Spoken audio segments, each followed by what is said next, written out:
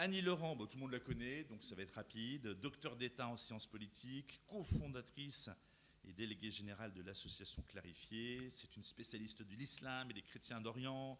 Elle a beaucoup traîné là-bas, enfin traîné, été sur le terrain, au Liban notamment. Elle a été nommée par Benoît XVI experte au synode spécial des évêques pour le Moyen-Orient en 2010. Elle a écrit plein de livres, vous en trouverez certains sur la table de presse dans le hall, notamment L'islam pour tous ceux qui veulent en parler, mais ne le connaissent pas encore, Artege 2017. L'islam peut-il rendre l'homme heureux, Artege 2012. Les chrétiens d'Orient vont-ils disparaître? Une vocation pour toujours, Salvatore 2017. Et Annie Laurent va nous parler eh bien, de ce que vous voyez à l'écran, différences, incompatibilités et incompréhensions. Merci Annie d'être là, et vous avez la parole. Merci Marc. Bonjour à vous tous. Alors, merci de m'avoir associé à cette belle manifestation. Je vous prie de m'excuser, je sors d'un gros rhume là, donc je vais être obligée. Oui, ah oui, vous faites bien de me le dire. Ah, pas trop quand même. Mangez le micro. D'accord. Bon, voilà. Alors, les questions, les principes fondamentaux que je vais exposer, bien sûr, je vais les introduire par quelques observations. Nous sommes, comme vous le savez bien, au début du 3e millénaire, et il y a un constat qui s'impose à nous, c'est que l'Europe, et plus largement l'Occident, mais je commence par l'Europe, après j'élargirai. L'Europe n'est plus ce continent très largement chrétien qu'il était encore jusqu'au milieu du XXe siècle, sociologiquement parlant du moins. Aujourd'hui, notre continent se caractérise par un pluralisme religieux dont l'islam est l'un des traits les plus marquants. Une importante minorité musulmane s'y affirme avec une visibilité croissante et elle bouscule de la sorte un monde sécularisé et en crise d'identité. Inutile de faire un dessin. Enfin, l'islam est devenu la deuxième religion après le christianisme. Quand je parle de christianisme, c'est toute confession confondue, catholique, orthodoxe, protestant. Donc l'islam n'est plus un facteur étranger à l'Europe, mais une composante interne. Autre remarque, il ne se confond plus systématiquement avec l'immigration. Il y a un enracinement qui s'accompagne d'une réappropriation de la religion et de la culture musulmane. Et en même temps, il faut bien le noter aussi, cet islam que nous côtoyons est traversé par de multiples courants dont on ne sait pas lequel finira par l'emporter. Alors sur ce point, je crois qu'on peut dire que les Européens de souche, nous donc, nous avons un rôle important à jouer pour l'évolution éventuelle du monde musulman. Et donc, encore une fois, j'élargis ce constat à une grande partie de l'Occident. J'ai eu l'occasion d'aller plusieurs fois donner des conférences au Canada, notamment au Québec. Je me suis rendu compte que la situation est à peu près comparable à celle que nous connaissons en Europe. Alors, je dirais aussi que l'islam est l'un des plus grands défis auxquels l'Europe actuelle est confrontée. Et j'ai été frappée en préparant cet exposé, j'ai beaucoup de documentation chez moi, j'ai retrouvé des phrases très intéressantes, des propos très intéressants de plusieurs cardinaux européens, loin de la langue de Buis, qui ont posé clairement le problème. Je vous en cite 3. Le cardinal Paul Poupart, que vous connaissez, c'est un Français, qui fut président du Conseil pontifical pour la culture, a déclaré en 1999 déjà, dans un entretien au Figaro, « L'islam est un défi redoutable pour l'Europe ». Ensuite, le cardinal Danels, ancien archevêque de Bruxelles, et la Belgique est très très touchée par le fait musulman, plus que nous je crois. Voilà ce qu'il disait en 2002. « L'Europe est submergée par l'islam. Il est difficile de nier que l'islam pose un problème de plus en plus sérieux à l'Église, sans parler de ce qu'il peut créer à la société. » On trouve ça, c'est une conférence qui a été reproduite dans la documentation catholique. Vous aurez toutes les références dans les actes. Et puis le troisième cardinal que je voulais citer, c'est le cardinal Biffi, italien donc, ancien archevêque de Bologne. En 2001, dans un article très substantiel publié dans une revue savante en France sur l'immigration musulmane en Europe, il disait ceci. C'était l'année du 11 septembre 2001. Voilà, je le cite. « Le phénomène donc, islamique se présente lourd et grave. Et les problèmes qui en découlent, pour la société civile comme pour la communauté chrétienne, comportent beaucoup d'aspects nouveaux, doublés de complications inédites, ayant un fort impact sur la vie de nos populations. » Et il ajoutait une phrase que je trouve vraiment très pertinente. nous sommes en présence, donc avec l'islam, nous sommes en présence d'une interpellation de l'histoire. Il faut l'affronter sans panique et sans superficialité. Moi, j'aime beaucoup cette façon de voir, sans panique et sans superficialité. Ce sont les deux termes qui me semblent indispensables pour un jugement équilibré et des choix responsables, ces choix qui nous incombent. Donc, il faut bannir la peur et l'irénisme, choisir la lucidité et le courage. Et donc, pour ça, il est essentiel de ne plus se laisser submerger par un trait caractéristique de notre époque, qui est l'émotion ou l'approche compassionnelle. Philippe Diribar en a bien parlé dans ses livres. Mais il faut redonner sa juste place à la raison. C'est capital. Et c'est ce que nous conseillait le pape Jean-Paul II dans l'exhortation apostolique Ecclesia in Europa en 2003, un document qui faisait suite à un synode spécial des évêques sur l'Europe. Alors je le cite aussi. Il est important d'avoir un rapport juste avec l'islam. J'insiste sur le mot juste. Et il ajoutait, comme cela s'est révélé plusieurs fois ces dernières années à la conscience des évêques européens, ce rapport doit être conduit avec prudence. Il faut en connaître clairement les possibilités et les limites et garder confiance dans le dessein de salut de Dieu qui concerne tous ses fils. Il faut être conscient, entre autres, de la divergence notable, ça c'est très important, de la divergence notable entre la culture européenne qui a de profondes racines chrétiennes et la pensée musulmane. Alors j'introduis maintenant mon propos, je vous présente le plan. Je vais examiner les éléments fondamentaux qui caractérisent la culture et la religion islamique et qui permettent d'en dégager les divergences avec la culture occidentale. Alors, deux grands aspects, l'anthropologie et l'organisation sociale. Donc, la première partie a pour titre « Quel Dieu pour quel homme ?», avec un développement sur l'identité et la vocation de l'homme. Et dans la deuxième partie, j'évoquerai quelques aspects très spécifiques de l'anthropologie islamique. Qu'est-ce que l'homme et tout ça. Alors, commençons par « Quel Dieu pour quel homme ?» Il est nécessaire de faire un petit rappel théologique pour bien entrer dans le sujet. Nous savons que, Marc l'a dit, comme le christianisme, l'islam est un monothéisme. Les musulmans croient en un seul Dieu. Ils adorent un Dieu unique. Et l'essentiel du credo musulman est contenu dans ce verset que je cite.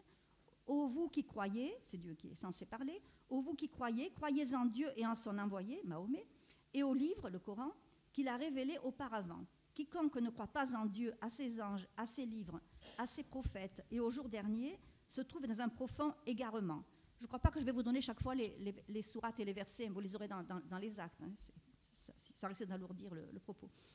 Et alors, par ailleurs, le Coran délivre un enseignement fondamental sur le Dieu unique, éternel, créateur, tout-puissant et omniscient, miséricordieux. Ça semble nous rapprocher, mais aussi un Dieu intransigeant envers ceux qui s'écartent de sa loi, la charia, dont je vais vous parler après. Alors, malgré cette croyance en l'unicité de Dieu et dans le monothéisme, les musulmans, il faut le savoir, n'entrent pas dans le mystère de Dieu. Le Coran refuse de s'aventurer dans la connaissance intime de Dieu et il refuse ce que Jésus-Christ dit de lui-même, tel que cela est rapporté dans les évangiles. Donc, il faut bien voir que c'est un monothéisme, oui, mais de nature différente du monothéisme chrétien. Et à ce sujet, dans le Coran, on voit le mot qui est utilisé, c'est le mot unicité, tawhid, vous l'aurez, pour parler de Dieu. Alors, les chrétiens croient en un Dieu un et trine, les musulmans croient en un Dieu un et seulement un. Alors, il faut bien comprendre que être unique et être un, ce n'est pas vraiment la même chose. Je précise. L'unicité, tawhid, donc, implique un Dieu solitaire, j'aime bien dire un Dieu de solitude. Il y a dans ce concept une idée de radicalisation. Un et seulement un. L'unicité s'oppose à la vision chrétienne du Dieu Trinité, Dieu un, oui, mais Dieu un en trois personnes. Autrement dit, un Dieu de relation en lui-même, à travers la Trinité, et aussi un Dieu de relation avec l'humanité, comme le montre toute l'histoire biblique, hein, à partir de la création jusqu'à l'incarnation du Verbe de Dieu. Quand on évoque la Trinité, ça nous amène loin, ça nous fait prendre conscience de la communion dans la différence. Et la Trinité n'exclut pas la diversité, il y a trois personnes en Dieu. Ceci vaut pour Dieu, mais aussi pour toute autre réalité, donc pour la société, dont je vais vous parler après. Par exemple, l'humanité diverse est appelée à l'unité sans perdre sa diversité. La diversité est une source de richesse. Alors le mystère du Dieu trinitaire, il révèle qu'il est un Dieu amour, c'est son identité, amour dans son être même, dans son essence. Par contre, dans l'islam, Dieu ne se révèle pas, il ne se fait pas connaître. Il révèle seulement sa volonté et sa loi. Il reste lointain, étranger à ses créatures. Nous avons 3 adjectifs très significatifs dans le Coran. Dieu inconnaissable, inaccessible, impénétrable. C'est clair. Hein? Donc c'est pourquoi il n'y a pas de théologie en islam. Il y a un kalam, autrement dit un discours apologétique, fait d'exhortation et de confrontation avec tout ce qui n'est pas musulman.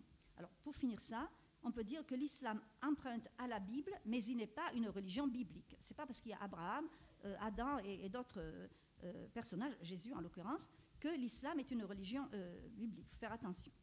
Alors, pour terminer l'introduction, non seulement cette introduction de cette partie, donc quel Dieu pour quel homme, non seulement le Coran ignore la réalité du Dieu trinitaire, mais ça nous est reproché par le Coran. Il la comprend, le Coran comprend ce Dieu trinitaire comme une triade. Ne dites pas 3, c'est dit avec insistance dans plusieurs versets. Et les chrétiens sont alors accusés d'être des associateurs. Et c'est le seul péché que Dieu ne peut pas pardonner, l'associationnisme. Alors, venons-en à l'identité de l'homme dans l'islam. Qu'est-ce que l'islam enseigne sur l'homme? Ce sont des principes doctrinaux que je vais vous présenter qui ont des implications fondamentales sur le regard que l'islam et le christianisme portent sur l'identité de l'être humain. Je commence par quelques mots sur le christianisme, sans trop m'attarder. Mais pour le christianisme, c'est du Dieu un en 3 personnes que découle directement la notion de personne humaine, ainsi que la dignité inaliénable et inviolable qui s'y rattache. Je retiens à ce sujet un enseignement du pape Benoît XVI, qui a écrit ceci dans un très beau message de 2007. La Sainte Écriture affirme, il cite la Genèse, « Dieu créa l'homme à son image, à l'image de Dieu il le créa.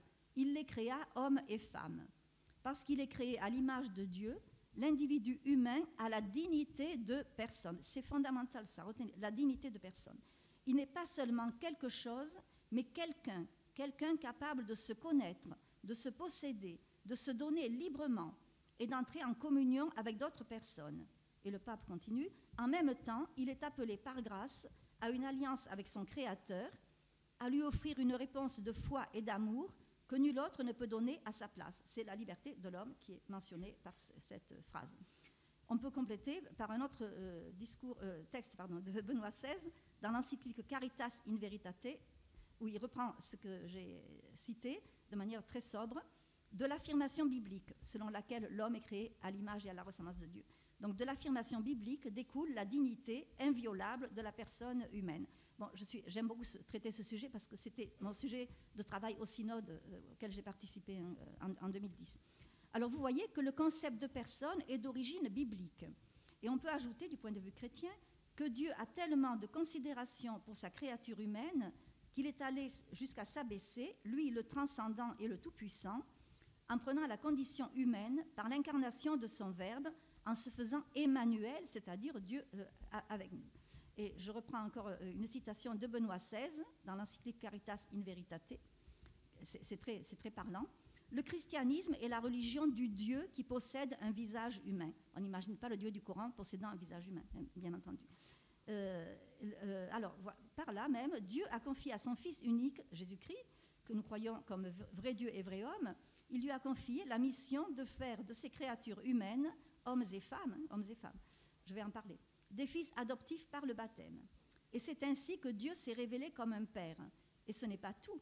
Dieu a un dessein si prodigieux pour l'homme qu'il veut le faire participer à sa propre vie par une intimité d'amour dès ici-bas, puis dans le paradis surnaturel où les élus jouiront de la vision béatifique pour l'éternité. Cette perspective, il faut bien savoir qu'elle est absente de la perspective coranique. L'homme ressuscite, mais il aura un paradis matériel, charnel, enfin, pas du tout, il n'y a pas de surnaturel dans l'islam. Un dominicain bien connu, très compétent en islamologie, le père Jaumier, avec qui j'ai travaillé, disait à ce sujet, très simple, le voile qui sépare l'homme de Dieu demeurera dans l'au-delà. Voyez. Alors, autre chose, c'est que le récit coranique de la création ne reprend pas l'information contenue dans la Genèse, selon laquelle, je l'ai déjà évoqué par Benoît XVI, l'homme est créé à l'image et à la ressemblance de Dieu. Et le Coran insiste en disant « Dieu, rien ne lui est semblable ». Alors on peut peut-être atténuer ce que je viens de dire en soulignant que dans le Coran, comme dans la Bible, là, l'homme domine les éléments de la création. Dieu dit dans le Coran « Nous avons honoré les fils d'Adam, nous les avons placés bien au-dessus de ce que nous avons créé. » Bon, très bien. Seulement, voilà, il y a une atténuation, c'est que contrairement au passage correspondant de l'Ancien Testament, l'homme dans le Coran n'est pas habilité à donner un nom aux êtres et aux choses qui lui sont inférieures, animaux, végétaux, minéraux. L'homme se contente, enfin Adam donc, s'est contenté de les recevoir passivement de Dieu. Le Coran le dit, Dieu a pris à Adam le nom de tous les êtres. Alors, ce n'est pas du tout le cas dans le récit biblique. Donc, finalement, le Dieu du Coran fait de l'homme un soumis, on va y venir, et son intendant chargé de gérer la création, mais il ne fait pas de lui un fils. Et il faut bien savoir aussi que l'idée que nous pouvons être fils de Dieu, ce n'est pas du tout correct du point de vue musulman, on s'en méfie beaucoup, c'est une approche anthropologique qui frise le sacrilège. Alors, maintenant, l'islam reconnaît l'existence d'individus, c'est une évidence. Il y a vous, il y a moi, nous sommes des individus. Mais le mot personne n'existe pas dans le vocabulaire arabe, ce n'est pas pour rien. S'il n'y a pas le mot, il n'y a pas le concept, bien entendu.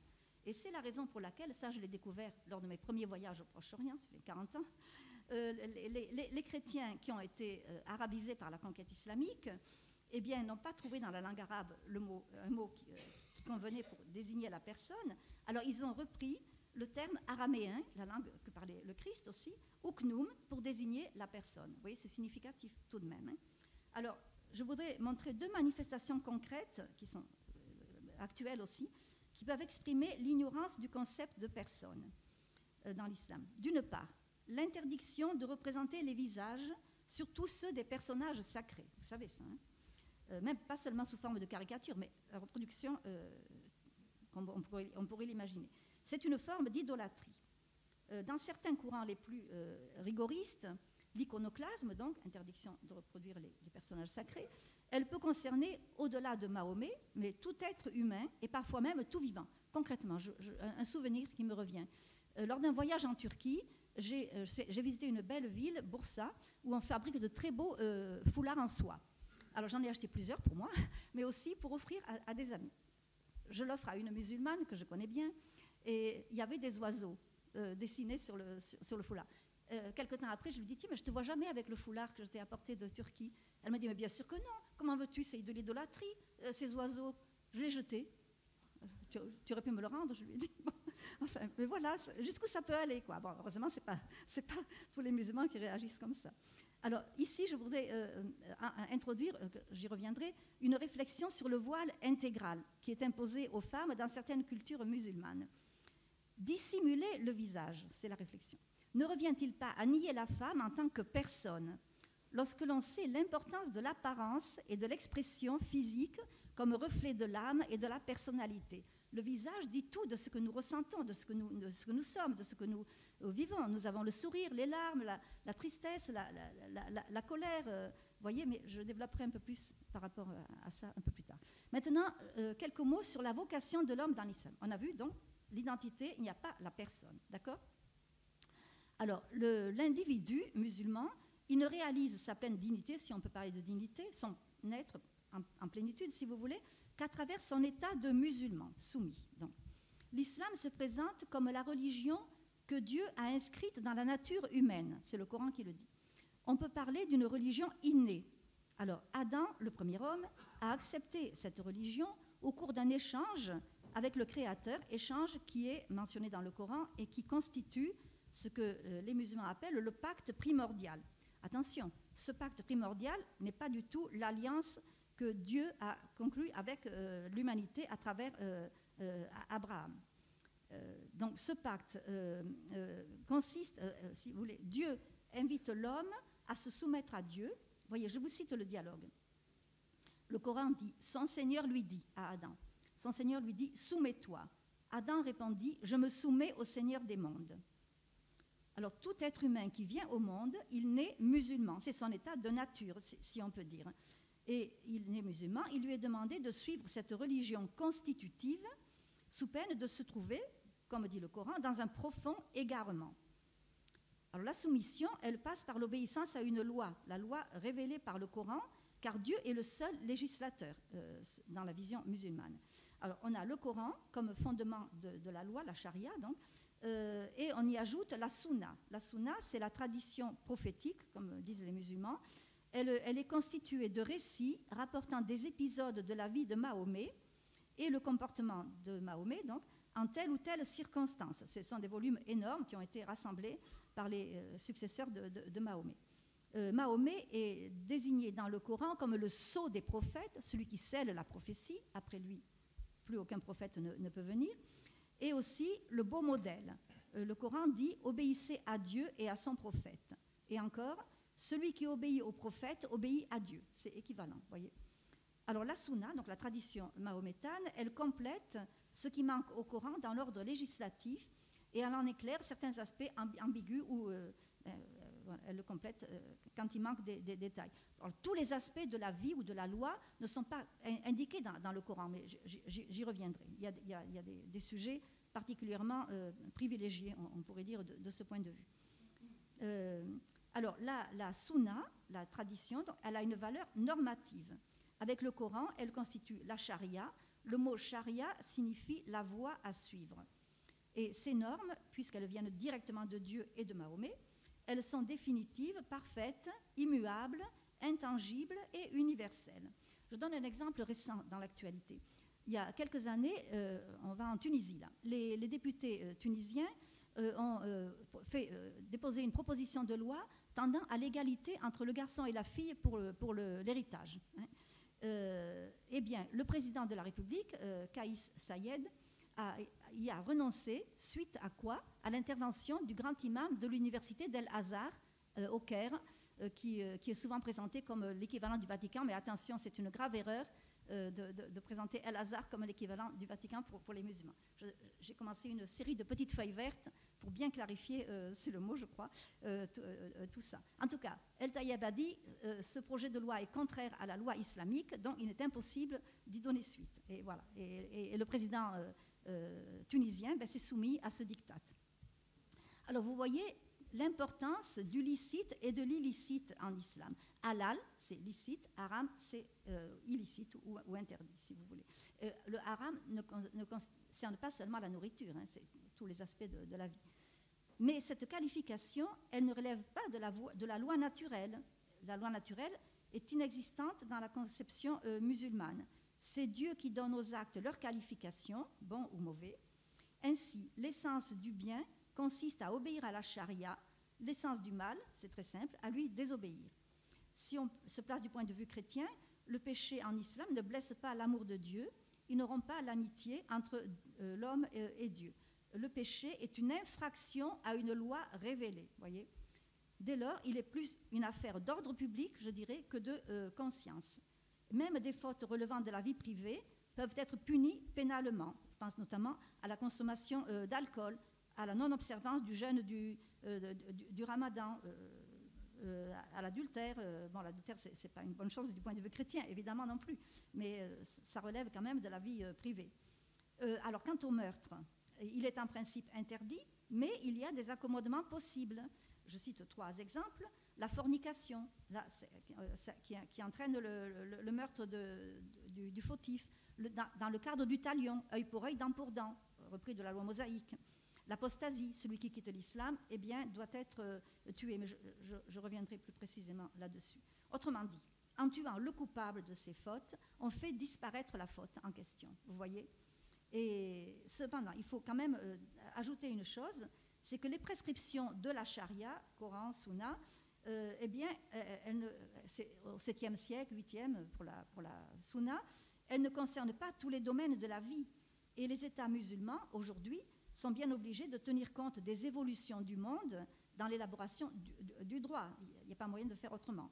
D'où les accommodements, les traficages, si on peut dire, les adaptations dans certains domaines comme l'économie, les emprunts financiers, etc.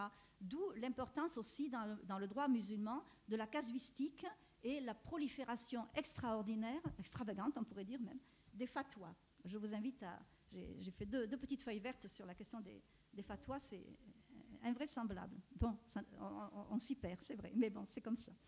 Alors, puisque tout vient de Dieu, quelle est l'origine du mal dans le monde? C'est une question extrêmement grave. Dieu est-il le créateur du mal comme du bien? La réponse, il n'y en a pas, puisque le Coran, je vous l'ai déjà dit, ignore l'existence du péché originel. Mais c'est une question quand même grave qu'on peut poser dans un dialogue amical, qu'on peut poser aux musulmans. Et puis pour finir cette considération, est-ce que Dieu aime l'homme dans le Coran? En fait, voilà, le mot amour n'est pas absent du Coran, mais il n'a pas la même signification. Ce n'est pas un amour de plénitude, je dirais. Dieu, dans le Coran, aime certaines catégories d'individus. Il aime les parfaits musulmans, bien sûr, les soumis. Le verbe aimer, là, évoque l'idée de satisfaction. Dieu est satisfait de l'homme qui lui est soumis. Donc ce n'est pas un amour inconditionnel pour les bons et les méchants. Et à ce sujet, eh bien, nous lisons dans le Coran, Dieu pardonne à qui il veut, il châtie qui il veut. Alors on peut parler de la miséricorde, mais elle est arbitraire, voyez. Au fond, la charia est une loi arbitraire qui ne cherche pas le bonheur et l'épanouissement de l'être humain. Encore une fois, je ne généralise pas le comportement des personnes, là, hein, bien entendu. Je vous donne les principes.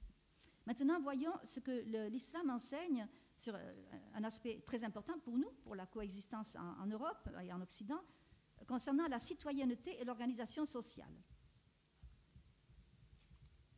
C'est le deuxième aspect qui concerne l'homme. Le premier aspect, c'était la personne, et maintenant, nous arrivons à la communauté. Le musulman se définit aussi par son appartenance à l'Oumma. L'Oumma, O-U-2-M-A, c'est la communauté des vrais croyants, selon le Coran, qui prévaut sur lui. C'est un concept fondamental dans l'islam. Le mot revient 64 fois dans le Coran. Alors, ce qui est intéressant, c'est l'étymologie du mot.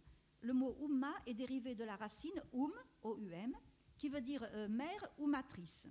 Donc, ce mot suggère l'idée de référence, de source d'inspiration, mais aussi de famille, de matrie, de fratrie.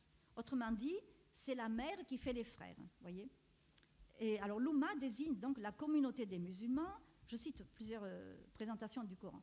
La communauté qui appelle au bien et qui détourne du mal, la communauté qui a reçu le message de Mahomet et se soumet à Dieu, une communauté qui témoigne, médiane, éloignée des extrêmes, je vais revenir là-dessus, la meilleure suscitée parmi les hommes, l'unique agréée par Dieu. Et donc tout ça fait que le musulman, en principe, est fier de cette appartenance privilégiée.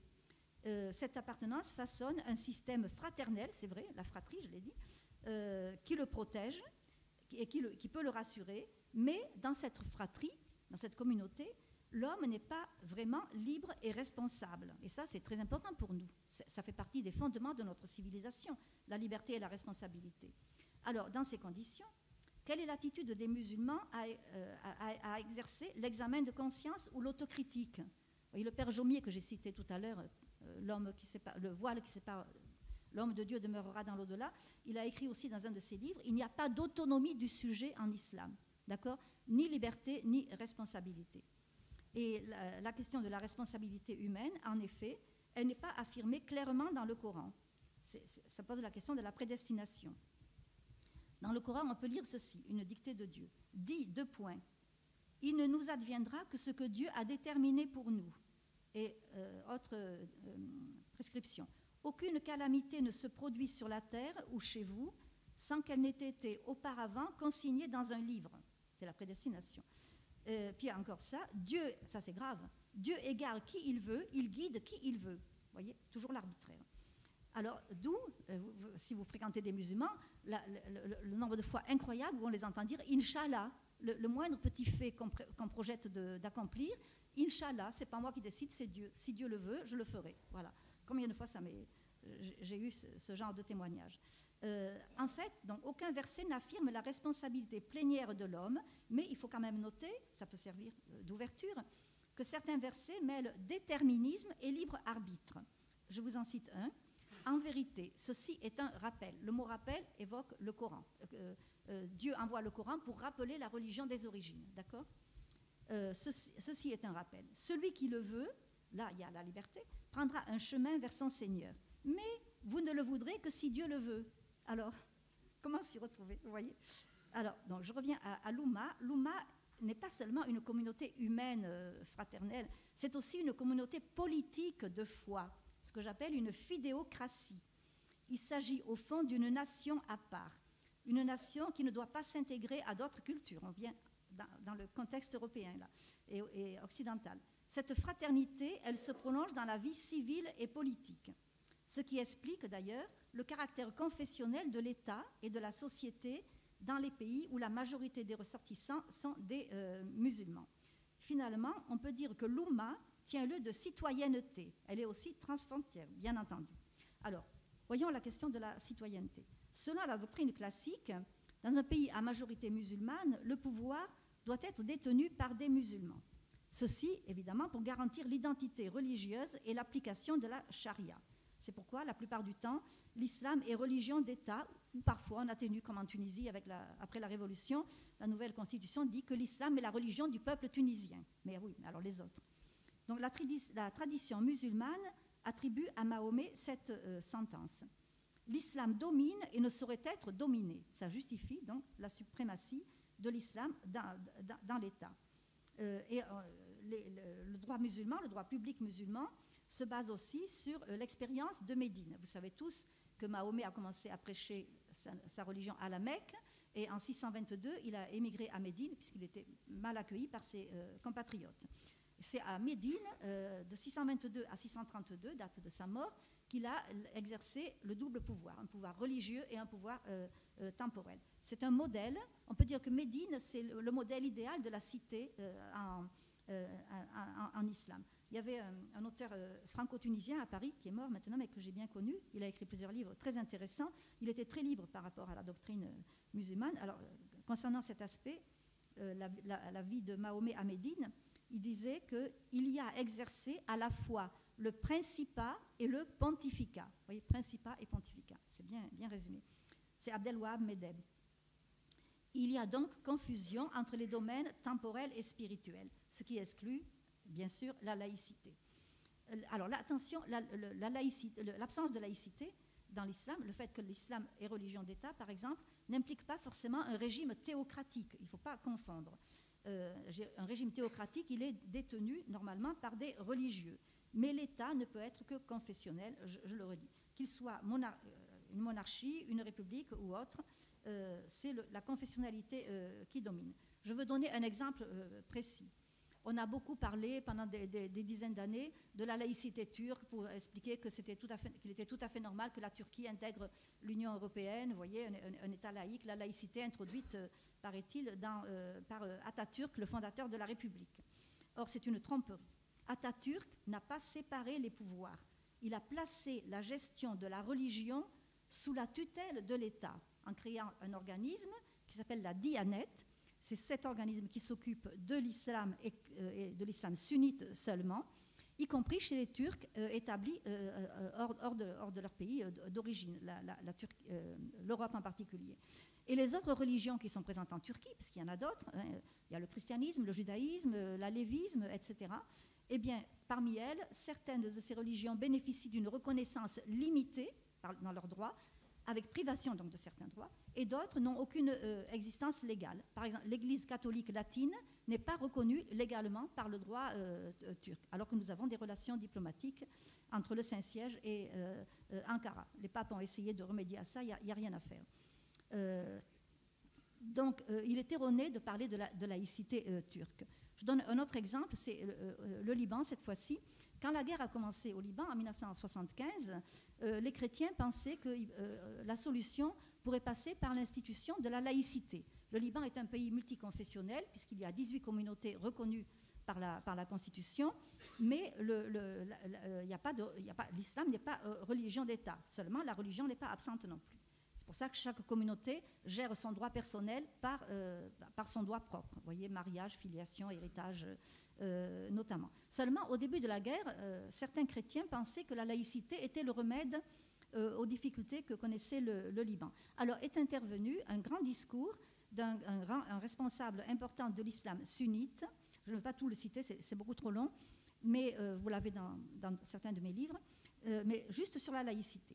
La solution fondamentale, disait ce personnage, c'est le représentant du sunnisme libanais. La solution fondamentale, c'est l'appel à l'instauration d'un pouvoir islamique au Liban. La laïcité représente une façon de coincer les musulmans parce qu'elle signifie la séparation de la religion et de l'État, alors que l'islam est un régime total, c'est-à-dire religion et État. Vous voyez, c'est clair. Donc, il faut en déduire que la citoyenneté se confond avec la confession. Et la confession, je pense que vous le savez, elle est mentionnée à l'état civil. Alors récemment, je renvoie encore à une actualité proche, des députés égyptiens, depuis l'arrivée au pouvoir du maréchal Sissi, des députés du courant qui lui est proche, ont déposé une proposition tendant à instaurer un état civil neutre. Il n'y aurait plus la mention de la confession à l'état civil, d'accord? Et bien, ça serait un progrès tout de même, je crois. Eh bien, il a échoué. El Azhar, encore une fois, est intervenu en disant que ce n'était pas compatible avec la charia. Alors, quel est le sort réservé à ceux qui ne sont pas musulmans dans des pays comme ceux-là? Alors, les ressortissants, il y a deux catégories. D'une part, les ressortissants juifs et chrétiens, eux, ils ont le droit de conserver leur identité et leur croyance, ainsi que leur liberté de culte, mais attention, avec discrétion. Tout ça a été élaboré dès le XIe siècle dans des livres de droit très, très volumineux. La discrétion est importante, pas de sonnerie de cloche, par exemple. Mais en même temps, juifs et chrétiens, ils sont reconnus comme les gens du livre dans le Coran, relèvent d'un statut juridique spécial. Vous l'avez sûrement entendu, déjà ce mot, c'est la dhimitude, qui vient du mot arabe dhimma. On traduit en général dhimitude par protection. Moi, je préfère traduire ce mot par protection assujettissement, parce que protection, d'accord, mais il n'y a pas la liberté plénière, on n'a pas l'intégralité des prérogatives d'un citoyen, voyez. Alors, ce régime de la dhimma, il découle d'une prescription coranique. C'est un verset très important. Dieu dit dans le Coran, combattez, à l'impératif, combattez, 2 points, ceux qui ne croient pas en Dieu et au jour dernier, dans le Dieu du Coran, bien entendu. Ceux qui, parmi les gens du livre, nous dit voilà, ne pratiquent pas la vraie religion. Combattez-les, c'est ça qui est essentiel, combattez-les jusqu'à ce qu'ils paient directement le tribut, un impôt, après s'être humiliés. Donc, chrétiens et juifs doivent verser une taxe spéciale, au-delà des impôts normaux, à l'État pour conserver leur identité religieuse.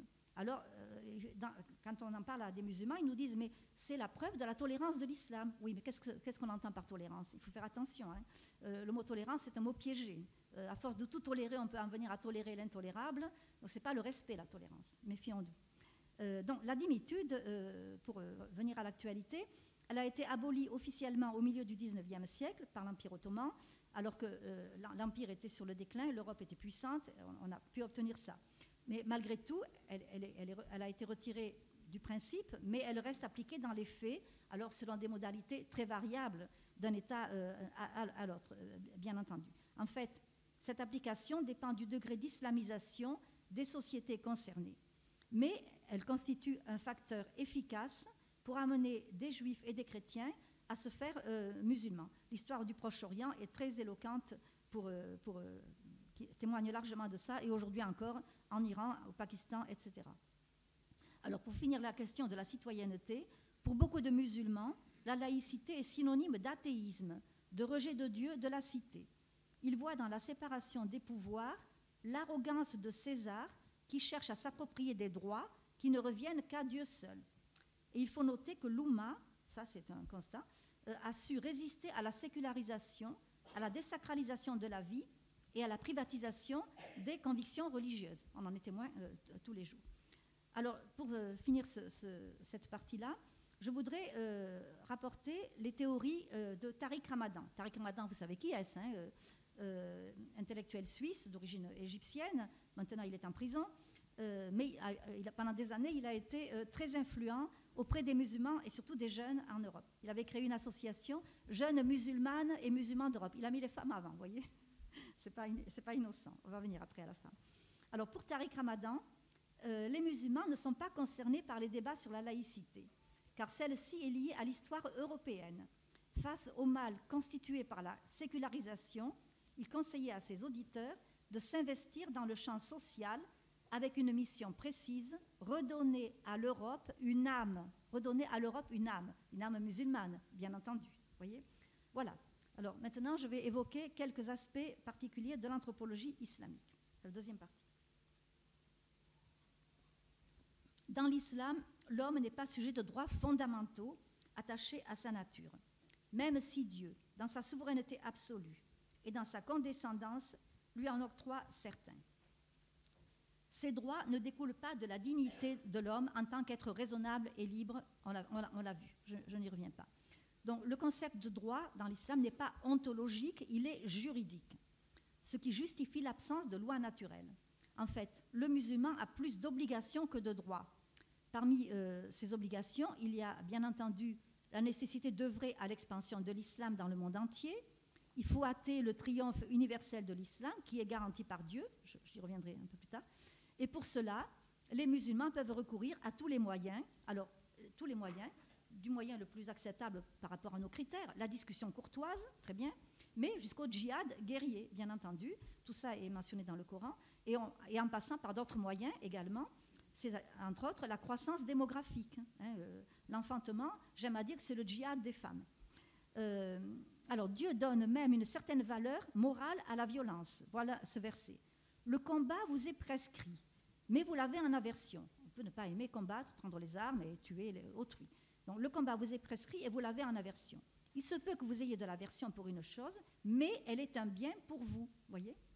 Alors, je voudrais donner quelques précisions concernant la manière dont l'islam se situe par rapport aux droits de l'homme. Pour nous, les droits de l'homme, ça a pris des proportions extraordinaires, on le sait bien.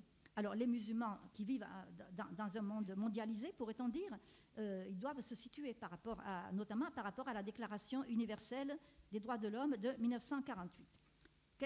Qu'ont fait ces États musulmans? À l'exception de l'Arabie saoudite et du Yémen, la plupart d'entre eux ont signé la déclaration de 1948.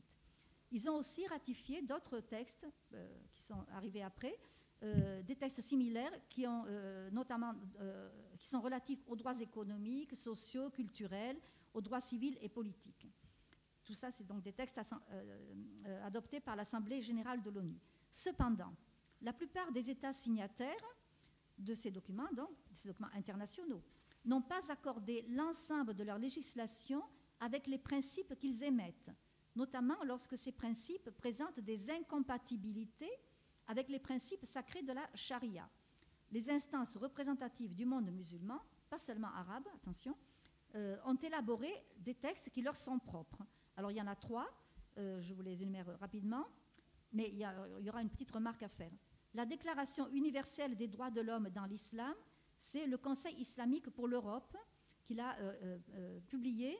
Elle a été proclamée à l'UNESCO en 1981. Deuxième texte. La Déclaration des droits de l'homme dans l'islam, approuvée en 1990 par l'Organisation de la coopération islamique. L'Organisation de la coopération islamique, j'y reviendrai, c'est très important.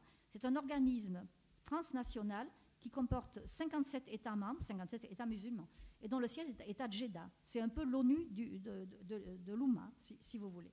Dont eux aussi ont publié leur propre déclaration. Et puis enfin, un autre texte, plus limité, plus restreint territorialement, la Charte arabe des droits de l'homme, adoptée en 1994 par la Ligue arabe, qui comporte 22 membres. La remarque que je voudrais faire, vous voyez, il est souvent question universel. Pourtant, on ne peut pas dire qu'ils sont universels. Nous ne sommes pas concernés par ces déclarations de droits de l'homme selon l'islam. Ce sont des documents de nature confessionnelle. On revient toujours à ce principe. Alors, on y trouve certaines convergences avec la déclaration de 1948, mais aussi bien des divergences sur des points importants comme les libertés, la dignité, l'égalité. En fait, ces grands principes sont affirmés, mais ils sont contredits lorsque les textes islamiques abordent les droits au cas par cas. Je n'ai pas le temps de développer tout ça, bien sûr, mais en étudiant, on voit bien cette grande différence. En fait, les droits de ces déclarations sont définis par référence aux prescriptions de la charia. Je cite juste celle de l'Organisation de la coopération islamique. Dans le préambule, il est dit ceci. Les droits qui vont suivre et les libertés nous sont parvenus par le dernier livre révélé ainsi que par l'envoyé de Dieu pour parachever les précédents messages célestes, la Torah et l'Évangile, clairement. Et dans un article du même document, on lit « Tous les droits et libertés énoncés dans ce document sont subordonnés à la loi islamique ». Alors, vous voyez l'universalité. Bon. Alors, pour l'essentiel, les divergences du droit musulman par rapport aux grands principes internationaux, elles concernent les sanctions pénales, notamment les châtiments corporels, les peines inhumaines et dégradantes, telles que nous les définissons, comme l'amputation de la main et du pied du voleur, la flagellation du débauché et de l'adultère, le statut des non-musulmans, j'en ai parlé, la liberté religieuse, ça va venir, et la condition de la femme aussi, ça va venir. Donc, finalement, très peu d'États musulmans ont adhéré à la Convention de 1979, je parle des femmes là, sur l'élimination des discriminations envers les femmes. Mais il faut noter quand même, puisqu'on observe l'évolution des sociétés musulmanes, malgré l'absence de concept de droit de l'homme au sens où nous le comprenons, il existe certaines réalités dans la pratique. Il y a des gouvernements qui autorisent la création de ligues de défense des droits de l'homme dans tel ou tel pays. Ce n'est pas universel là non plus. Alors, quelques mots sur la question de l'égalité. En fait, oui, le droit de l'homme, ça implique l'égalité des hommes entre eux. L'islam instaure un statut inégalitaire entre les hommes. Tous n'ont pas la même valeur aux yeux de Dieu. Ceci en vertu d'une position de principe qui est énoncée dans le Coran. C'est clair. Dieu en a élevé certains au-dessus des autres. Choix arbitraire. Ainsi, on est frères seulement à l'intérieur de l'Oumma, on l'a vu. Le Coran ignore le sens chrétien du mot prochain, qui fait éclater toute frontière pour englober tout homme, quel qu'il soit, comme l'enseigne Jésus dans la parabole du bon samaritain. Un prêtre lazariste originaire de Syrie, le père Antoine Moussali, a beaucoup étudié cette question et, excellent arabisant, il a expliqué ceci, c'est que dans le Coran, le mot proche, courba en arabe, concerne la parenté, l'ethnie ou la religion, mais non le mot prochain, voyez. Alors il y a 3 inégalités foncières qui sont exposées dans le Coran, je vous les énumère pour que vous les ayez en tête, ces 3 inégalités foncières. Le musulman est supérieur au non-musulman. Vous êtes la meilleure des communautés suscitées parmi les hommes. Je vous renvoie à ce que j'ai dit sur la dimitude. Deuxième inégalité, l'homme est supérieur à la femme. Les hommes sont supérieurs aux femmes en vertu de la préférence que Dieu leur a accordée sur elles. Je vais y venir. Et enfin, troisième inégalité, l'homme libre est supérieur à l'esclave. Dieu a favorisé certains d'entre vous plus que d'autres dans la répartition de ses dons, que ceux qui ont été favorisés ne reversent pas ces dons à leurs esclaves au point que ceux-ci deviendraient leurs égaux. Voyez, bon. Alors, je vais dire quelques mots sur la liberté religieuse maintenant. Nous savons bien que pour l'Église, la liberté religieuse est le premier de tous les droits.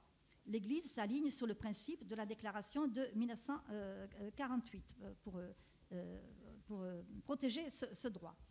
Que dit l'islam à ce sujet? On lit dans le Coran, c'est intéressant dans le dialogue, on lit dans le Coran, pas de contrainte en religion. Ben c'est merveilleux, pas de contrainte en religion. En fait, alors, ça veut dire la liberté, mais c'est pas ça du tout. Ceux qui sont honnêtes parmi les commentateurs musulmans disent que ce verset doit se comprendre comme il ne faut pas se disputer entre musulmans pour savoir si tu pratiques bien le jeûne du Ramadan, par exemple. Vous voyez, concernant la pratique du culte, ce n'est pas un objet de dispute. Mais ce qui est beaucoup plus important à retenir là, c'est que le Coran interdit formellement à un musulman de renoncer à sa religion. C'est sa religion native, hein, on l'a vu, pour adopter une autre religion ou pour s'affirmer athée. Voilà ce que dit le Coran. Celui qui désire une autre religion que la soumission, son choix ne sera pas accepté par Dieu et il sera dans la vie dernière au nombre des perdants. Dans l'islam, on gagne ou on perd, hein, c'est comme ça. Et cette interdiction demeure actuelle selon la déclaration de l'Organisation de la coopération islamique. Ça, voilà un sujet de discussion. La déclaration dit ceci: l'islam est la religion naturelle de l'être humain. Rien ne saurait justifier un changement de religion. Où sont les droits de l'homme là? Où est la liberté religieuse? Vous voyez qu'ils prétendent défendre. Enfin, voilà. Et alors, maintenant, il y a 2 choses. L'interdiction de quitter l'islam, mais le Coran est muet sur les sanctions encourues par le musulman coupable d'apostasie. Seulement, là, on a un exemple précis qui montre que la sunna complète ce qui peut manquer au Coran. C'est un exemple vraiment intéressant.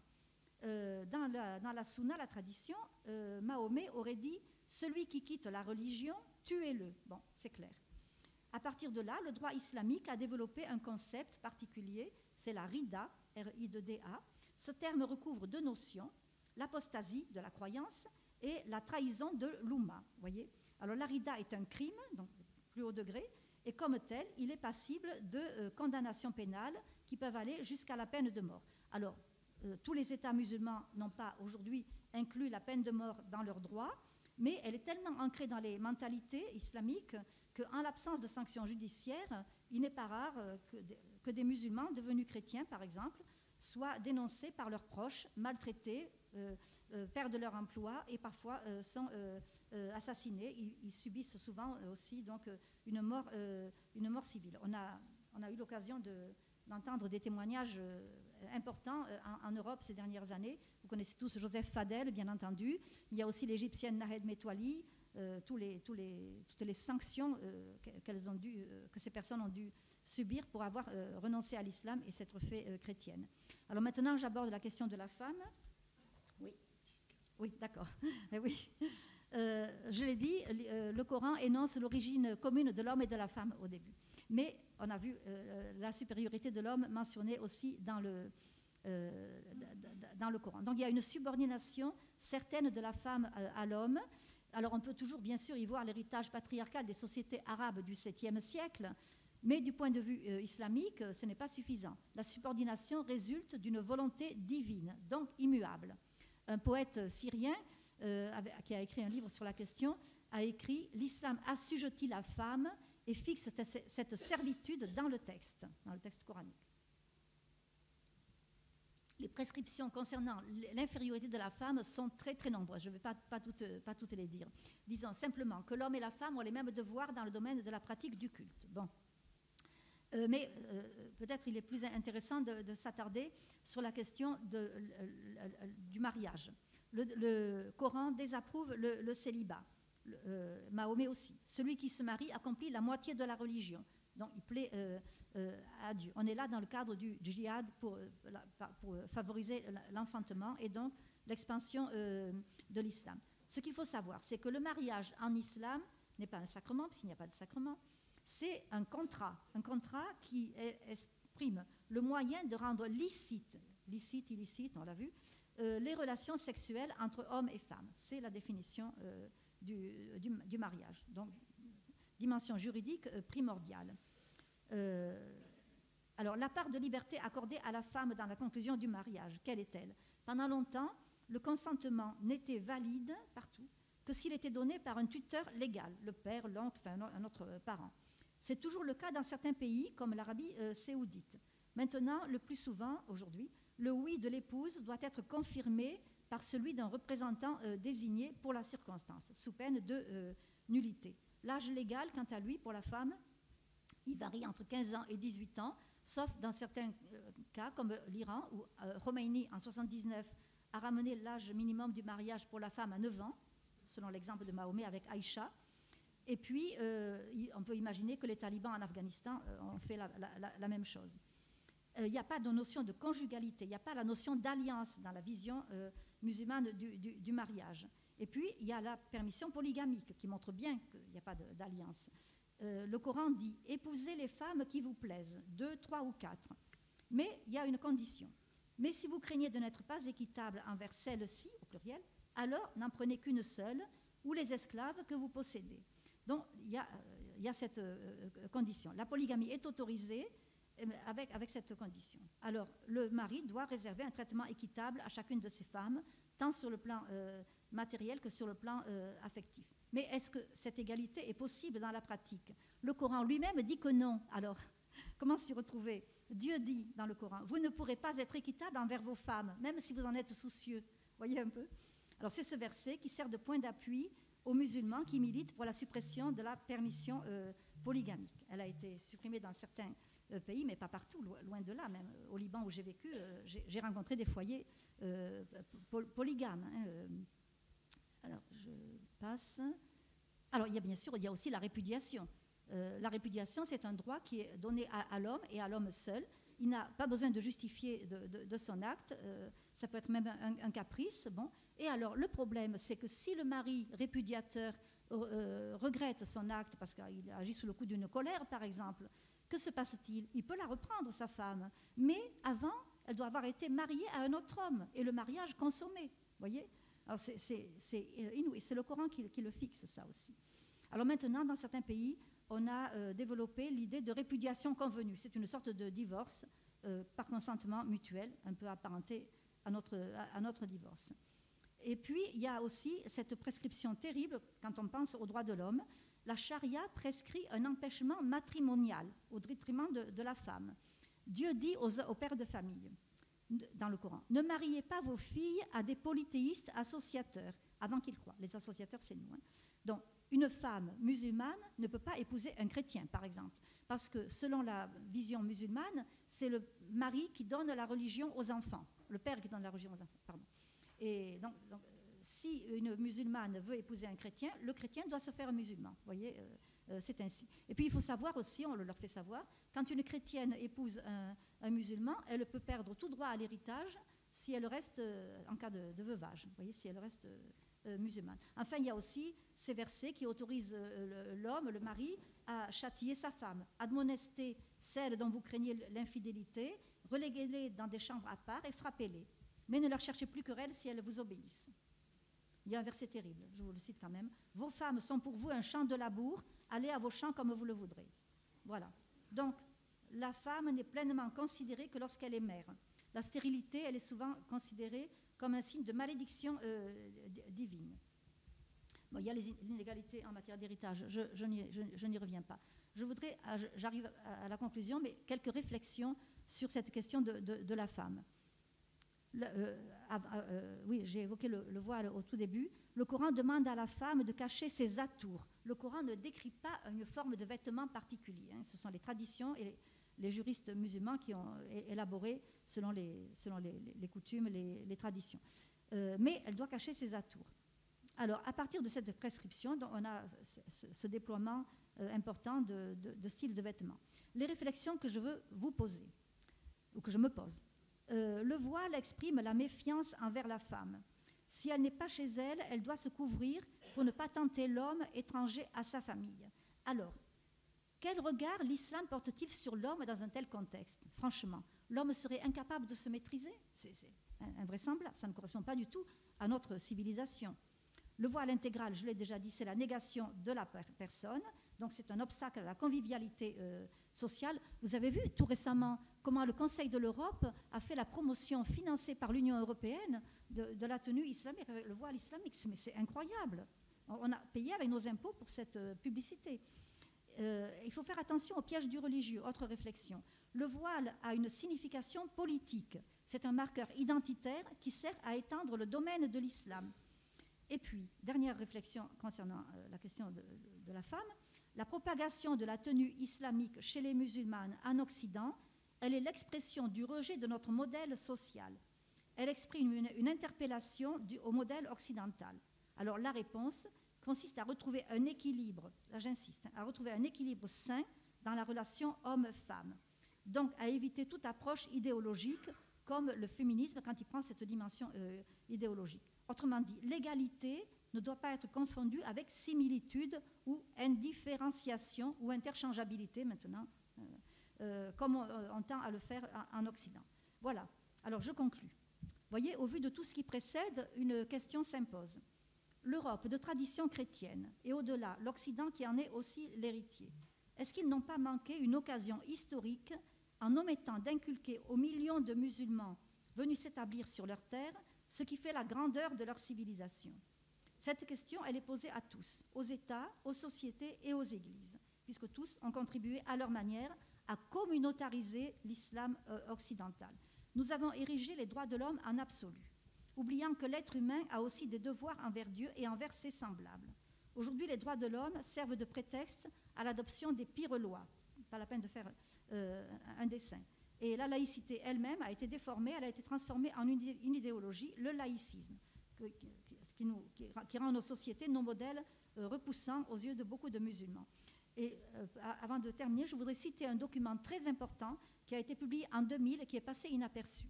C'est un document édité par l'organe culturel de l'Organisation de la coopération islamique, 57 États. Ils ont un département culturel, l'ICESCO. Ce document a pour titre « Stratégie culturelle islamique à l'extérieur du monde islamique ». Ce document que j'avais étudié à l'époque, il invite les musulmans établis en Occident à s'appuyer, tenez-vous bien, à s'appuyer sur l'ouverture des sociétés d'accueil pour imposer la reconnaissance de leur identité religieuse, linguistique, éducative, anthropologique, juridique et sociale, tout. Et il leur conseille aussi de profiter intelligemment de la période difficile de transition que traverse l'Occident déchristianisé et sécularisé pour lui substituer un nouveau modèle. Alors, Jean-Frédéric Poisson, que vous connaissez de réputation, au moins, a publié un livre là-dessus. J'ai eu l'honneur de l'aider à rédiger ce livre, mais en fait, voilà, on n'en tient pas compte. Alors, je termine. Aujourd'hui, l'islam est dans une phase conquérante, pas la peine de faire un dessin.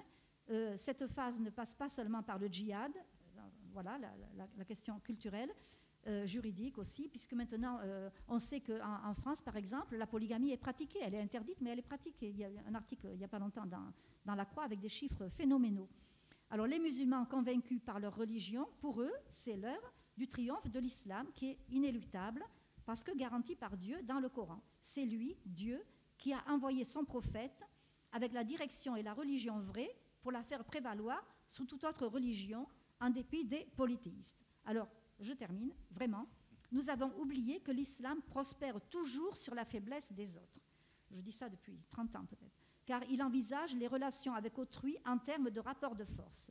Le Coran dit « Ne faites pas appel à la paix quand vous êtes les plus forts. » Alors, par leur témoignage et leur mise en garde, les chrétiens d'Orient viennent opportunément nous rappeler ces réalités. Je voudrais vous inviter à bien à connaître nos frères chrétiens en Orient et voir les leçons qu'ils peuvent nous enseigner, nous transmettre par toute leur expérience de 15 siècles maintenant. Voilà, je vous remercie.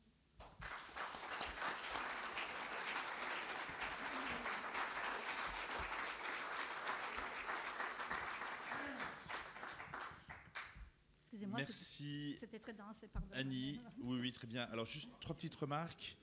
Après, on va faire une pause un peu avant 11h parce qu'on a un programme un peu chargé. Simplement, si vous avez reçu le programme, il y a eu un petit changement et on va être ensemble jusqu'à 13h en fait, plutôt que midi et demi, avec Razika Nani qui devait intervenir cet après-midi et qui finalement va intervenir à midi et demi après Alexandre Delval. Mais avant ça, on va avoir une pause café. Alors, je disais 3 petites remarques. Tout d'abord, Annie, je n'ai pas très bien compris quand tu as dit l'homme est supérieur à la femme. Tu trouvais ça bien ou pas bien? Parce que... non, c'est une blague. Non, il y a quand même des bonnes choses dans cette religion. Le voile intégral, deuxième remarque, la négation de la personne. Effectivement, moi, c'est... Enfin, bon, je pense que c'est l'impression que tout le monde peut avoir. J'étais en Arabie Saoudite plusieurs fois d'ailleurs et j'en avais une française, donc tout le monde est obligé de porter une abaya, hein, donc la tenue intégrale. Et elle avait mis un pins, il y avait écrit « Delete me », donc en anglais ça veut dire « efface-moi ». Et effectivement, c'était vraiment ça. Elle était effacée. Oui, voilà, le mot est intéressant. Cela étant, on la voyait quand même, notamment ce pins, parce que du coup, je m'en rappelle. Donc, oui. Et troisième petite remarque, elle a une question. Effectivement, je n'avais jamais fait le lien. C'est la mère, c'est la matrice. Oui. Et alors nous, les chrétiens, c'est plutôt la figure du Père qui est mise en avant. Bon, même si on a la Vierge Marie, qui est la mère de l'Église, notre mère, la mère du Christ. Donc on a aussi quand même une espèce de valorisation assez poussée de la femme, de la mère. Oui. Mais en tout cas, au niveau de Dieu, c'est le Père, le Fils et l'Esprit Saint. Alors, comment est-ce que ça peut jouer le fait que justement là, les musulmans insistent plutôt sur l'aspect matriciel de la mère, de la Oumma?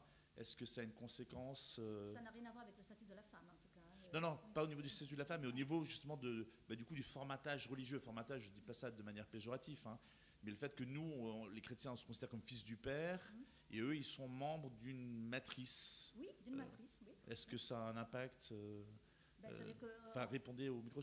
Oui, pardon, Marc. En fait, c'est comme un moule, si vous voulez. Il faut se conformer au moule. Et ça peut rassurer. Bien, moi, je connais je connais des chrétiens qui sont devenus musulmans.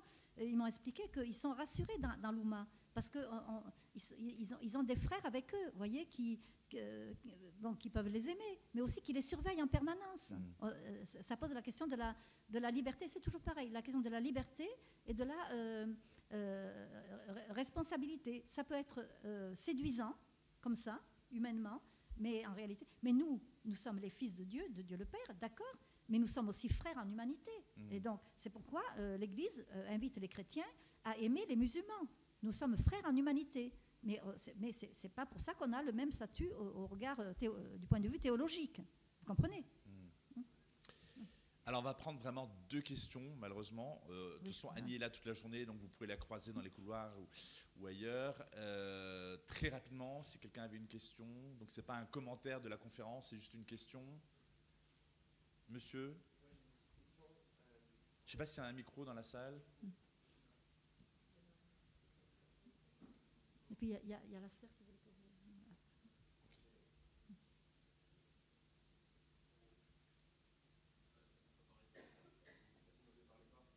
Oui. Je répéterai les questions. L'islam, clairement, a verrouillé la possibilité de sortie des musulmans vers une autre religion. Oui. Ça veut dire qu'à terme, si ça peut évoluer, est-ce que ça peut sur les femmes, elles peuvent être gênées par cette infériorité? Cet assujettissement, oui, tout ça. Donc la question... Est-ce que l'islam a verrouillé la sortie de l'islam. Est-ce qu'on pourrait ou devrait s'appuyer sur les femmes pour, malgré leur statut inférieur, enfin, édicté par l'islam, pour en sortir? Oui, j'ai bien compris. Moi, je répétais pour la salle. Oui, oui, c'est une bonne piste.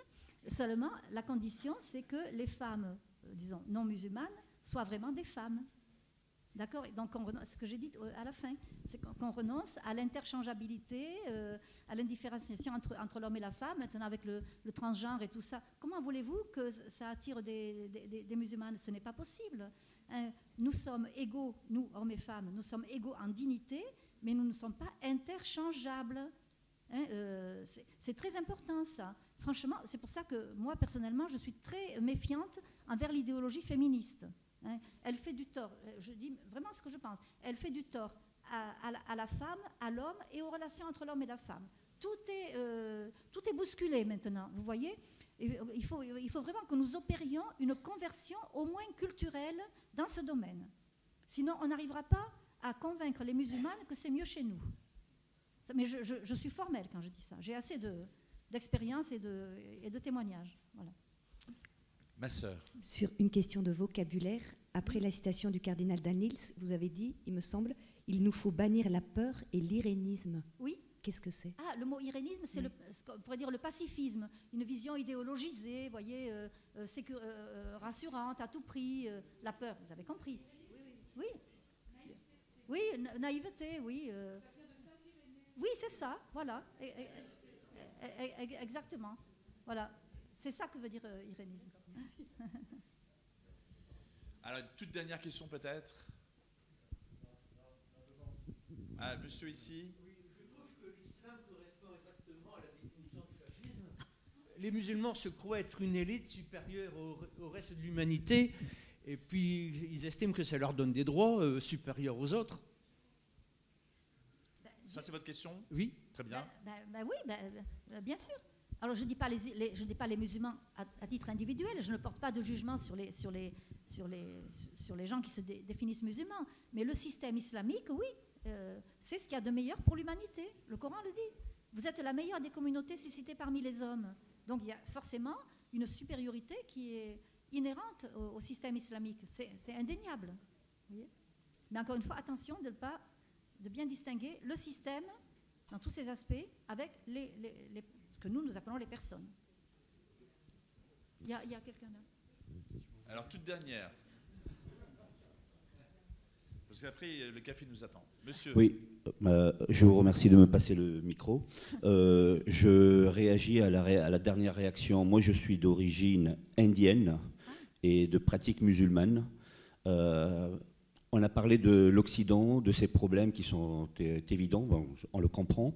Vous parlez de l'islam, mais pourquoi vous ne nommez pas directement le problème qu'il y a, c'est-à-dire le salafisme et le wahhabite? Puisque derrière, le bon Dieu l'a dit, que nous sommes tous des êtres humains. Pourquoi n'avez-vous pas parlé de ces communautés minoritaires musulmanes qui sont très christo-compatibles? J'en veux pour référence les Ismaéliens dont je fais partie. Pourquoi nous avons fait les croisades ensemble, etc. Nous avons fait une histoire commune ensemble. Pourquoi ne parlez-vous pas de ces gens-là sur lesquels vous pourrez vous reposer pour construire une nation, une France ensemble? Voilà mes remarques. Merci. Oui, non, mais je vous remercie beaucoup de soulever cette question. Moi, j'avais pour tâche de présenter les principes fondamentaux. Je ne pouvais pas entrer dans le détail. Je sais bien qu'il n'y a pas que des sunnites et des chiites dans le monde musulman, bien entendu. Je connais très bien le Proche-Orient, les alaouites, les druzes, etc. Ils ont des droits de citoyens qui leur sont dus. C'est normal. Mais simplement, c'est parce que je n'avais pas le temps matériel d'aller jusque-là. Et vous avez évoqué les idéologies, le salafisme, le wahhabisme et tout ça. C'est pareil, c'était un autre sujet, si vous voulez. Mais je ne peux pas dire non plus que tous les musulmans adhèrent au wahhabisme, au salafisme et tout ça. Peut-être que Alexandre Delval va parler de ces sujets, je suppose. Oui.